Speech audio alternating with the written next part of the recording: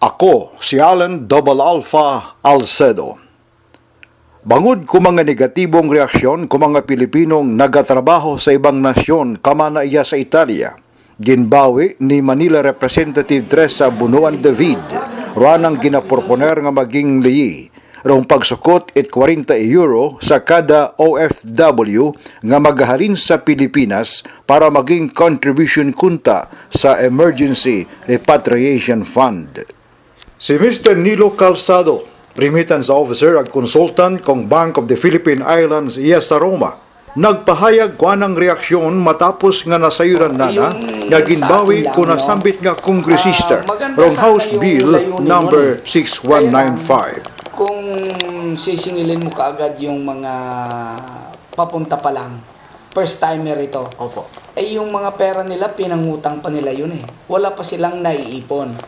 Ang pinakamaganda siguro ang gawin nila, yung naririto na sa abroad, nagtatrabaho na. Sang kasalukuyan, mga natatansya natin, 5 million na yung mga OFWs na nasa abroad. Kung yun sinisingil nila ng maayos doon sa ating OWA contribution na 20 euro per 2 years, palagay ko yun ang pinakamabuti na gawin nila. Hindi na muna i-charge yung mga baguhan. Yun na lang mga datihan na kumikita na.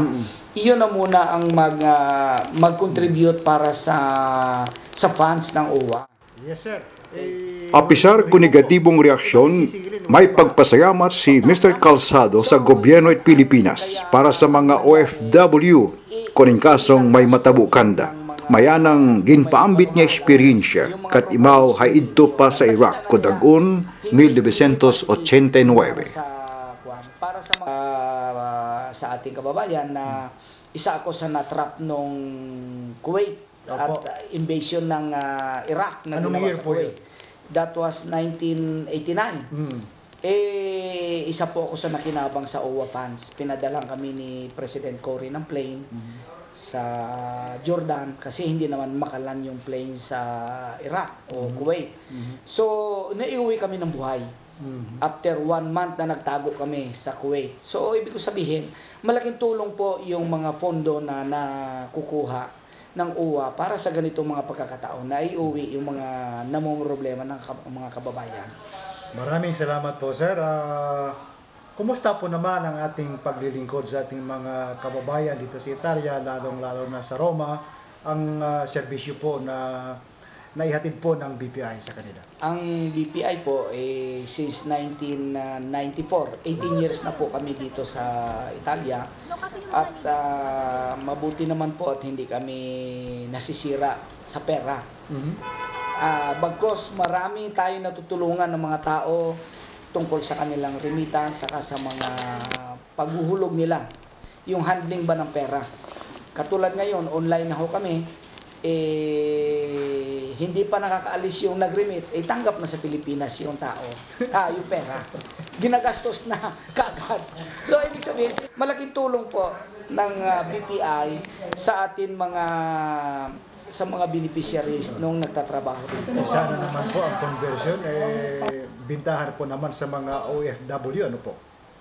Sa ngayon ho, medyo bumaba talaga. Dati 60 ang palitan ng euro to peso. Pero ngayon bumagsak po tayo ng 53. Pero kung tutuusin, euro may crisis talaga sa euro So isa ito sa reason at ang isa pa, lumakas din talaga ang rate ng peso. So lumakas tayo ngayon siyempre sa maganda ring handling ng ating Pangulong Pinoy Aquino. At pero ang pinakamaganda niyan para ma-feel talaga ng mga Pilipino sa abroad na okay nga yung conversion ng kanilang euro, bumaba. Bumaba din sana ang presyo ng bilihin sa atin.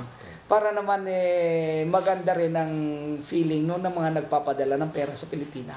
Okay. Salamat po sa maganda niyong paliwanag sa ating pagserbisyo dito sa Italia ng BPI at ang inyong pong reaksyon tungkol po sa panukalang batas na nadiskaril po. At Siguro kung natuloy yun, sigurado lalabanan natin para hindi naman talaga ma-implementan. maganda po itong ginagawa ni Mr. Allen ho, at kami na andito siya, umiikot siya, nakikita niya ang pulso ng mga kababayan. At ito nga, nakinukunan din niya kami ng mga suggestions kung paano mapapaganda yung ating mga pwedeng gawin ng gobyerno. Yes, sir. Magtulungan lang po para sa ikaunlad natin kahit na wala tayo sa Pilipinas. Ayun, yun ang pinakamagandang gawin. Lalo na ho, yung mga medyo matatagal na, tulungan naman natin yung ating mga kababayan na mga papunta pa lang dito. Oh. At wag naman silang singilin ng 20, magkano? $20.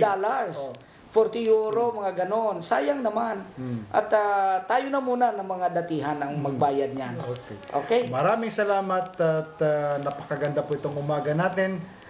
Good luck po and more power sa BPI sa Italia, sa Roma. Ako si Allen Double Alpha Alcedo ng Balitang Roma Online.